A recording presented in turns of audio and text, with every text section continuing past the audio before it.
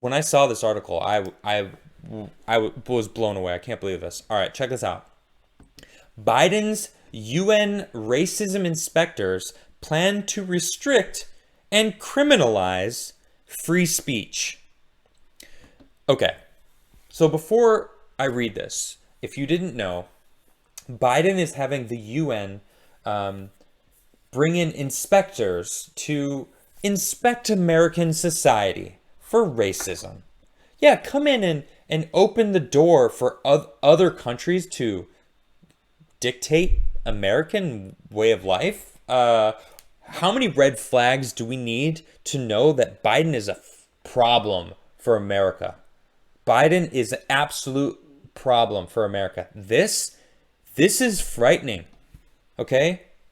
The UN official said we must restrict forms of speech. No, no, no, no, no. It's the First Amendment, baby. Freedom of speech. We've got that here. America. You're not getting rid of that. UN. You have no power here. Well, maybe they do because Biden's giving it to them. Joe Biden's Secretary of State, Tony Blinken, recently announced that he is inviting United Nations racism inspectors to the United States to conduct a report on American society. Blinken specifically invited Fernand de Verens, a United Nations special reporter on minority issues, and Tendai Achium. I don't know if I'm saying those names right. Sorry if I'm butchering them. The UN Special Reporter on Contemporary Forms of Racism.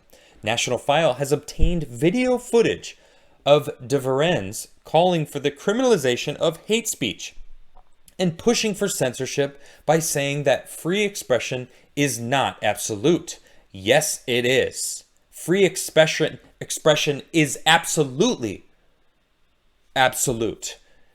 I am for anyone saying anything because how do we know what hate speech is? All right? How do we teach people what hate speech is? There's always going to be people out there that are saying stuff that people can consider hate speech. Sure. But they should be shamed for it. They should be publicly ridiculed for that hate speech. People should band together and be like, that person should be shunned, public shamed for the hate speech, right? Instead of locking people up, because this is a slippery slope. What is hate speech? Who declares what hate speech is? Who declares what speech is? Who can say what? Suddenly, it's racist to perform audits. That's literally happening. The Department of Justice, I just did a report on this yesterday.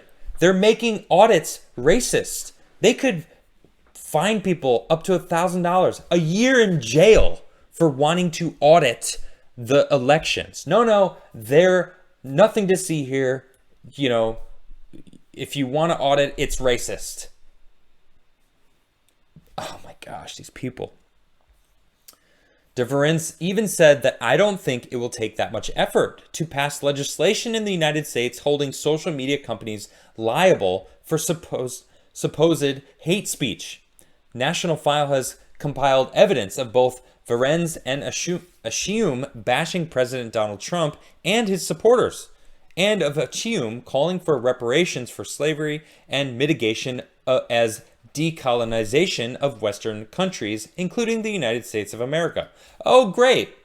So they want to bring America down, and they're letting them in the front door to what? To analyze us? To critique us? When they clearly have already made up their mind that America is racist and should be decolonized.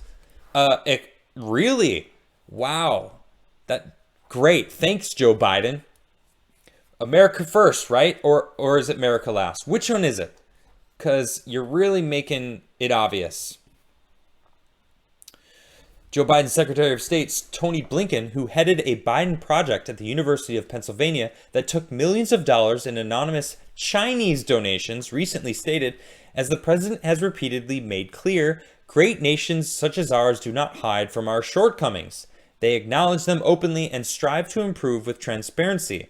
It is in this context that the United States intends to issue a formal standing invitation to all UN experts who report and advise on thematic human rights issues, he continued. As a first step, we have reached out and offered to an official visit by the UN Special Rapporteur on contemporary forms of racism and the UN Special Rapporteur on minority issues, both who hate America.